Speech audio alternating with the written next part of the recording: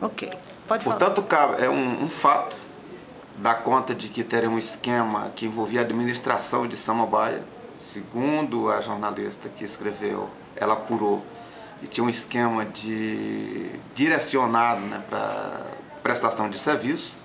Portanto, não era licitação pública, era carta-convite que era direcionado para a empresa do cunhado da deputada, cuja deputada era chefe de gabinete da deputada que tinha indicado o administrador de Samambaia. Então, isso é grave.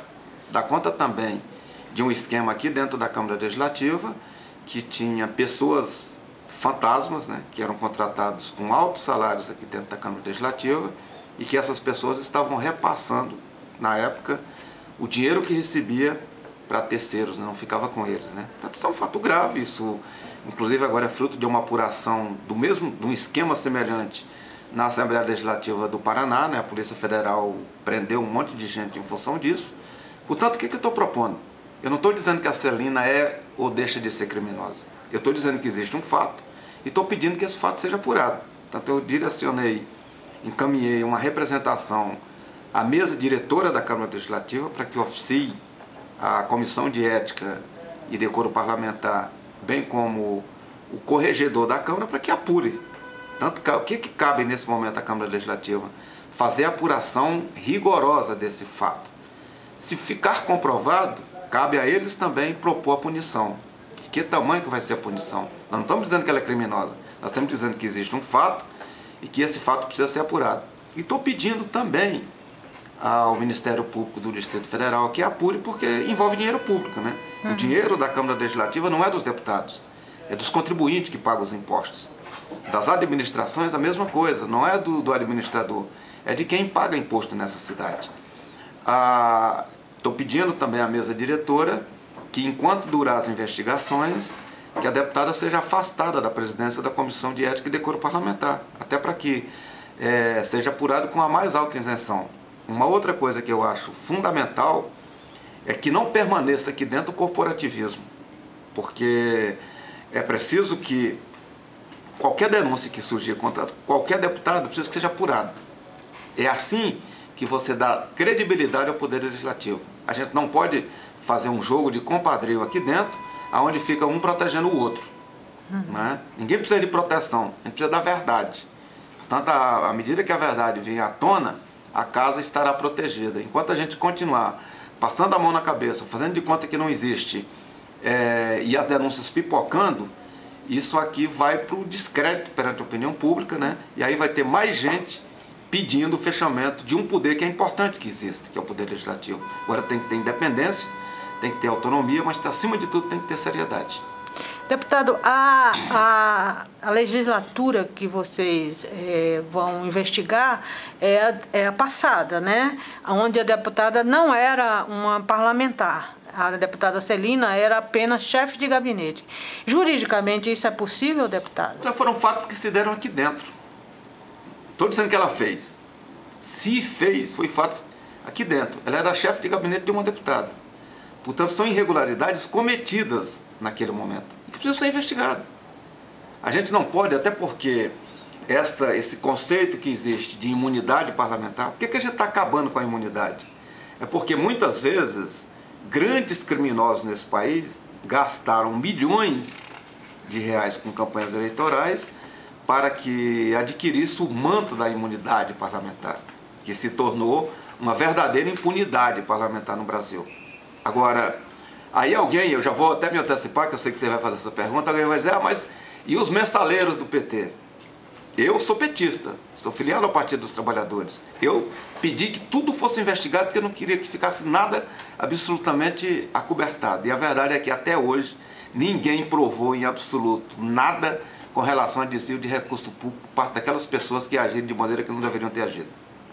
Um jornalista na grande imprensa insinuou que o senhor estaria fazendo essa representação porque a deputada lhe ofendeu no plenário. Isso é verdade, deputado? Quem falou isso não me conhece.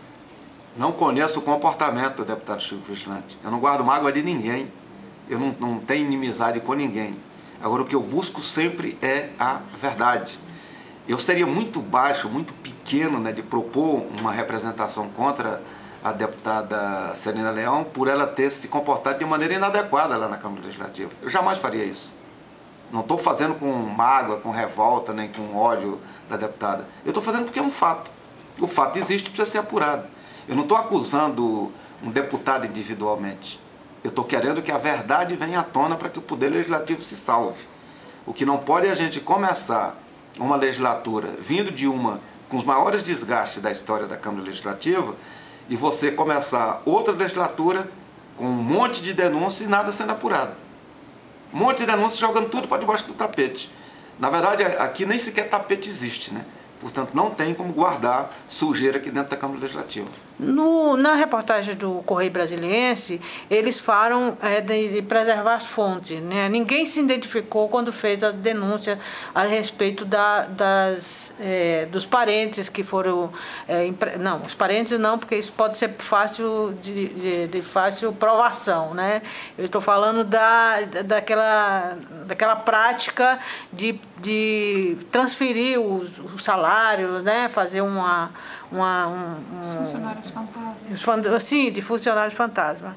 O senhor já teve algum acesso a alguém que tivesse feito esse depoimento? Não vi ninguém. Acho que a questão de preservar a fonte é da essência do jornalismo, porque no dia que a fonte não for preservada, o jornalismo vai deixar de existir. Agora, cabe a investigação séria que deve ser feita aqui dentro, pegar a relação dos funcionários, todos, e ouvir um por um. Se ao final os funcionários comprovarem de que esse fato não existia, é mentira. Cabe também a quem vai investigar, e aí tem que chamar inclusive a polícia para ajudar nas investigações, e por isso que eu estou oficiando ao Ministério Público aqui, apure também, verificar na administração de Samambaia, começando pelo administrador, chamar a empresa, enfim, tem que ver tudo. É assim que se faz uma investigação. Agora, a fonte ela é essencial para a existência do jornalismo. Eu tenho... Não sei se é um defeito ou se é uma virtude. Dificilmente eu falo alguma coisa em off. Falo tudo em on. Na linguagem jornalística é falar mostrando o rosto, mostrando a cara, né?